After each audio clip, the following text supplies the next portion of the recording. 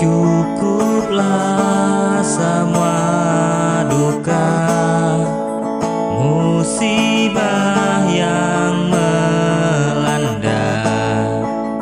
Mari bangkit bersama, saling bantu sesama untuk bangun kembali asa, hilangkan semua luka, timbunkan lara.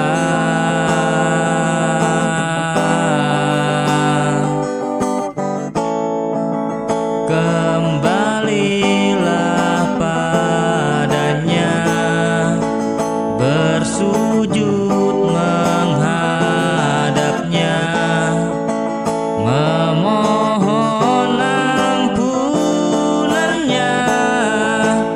bersihkan dari dosa.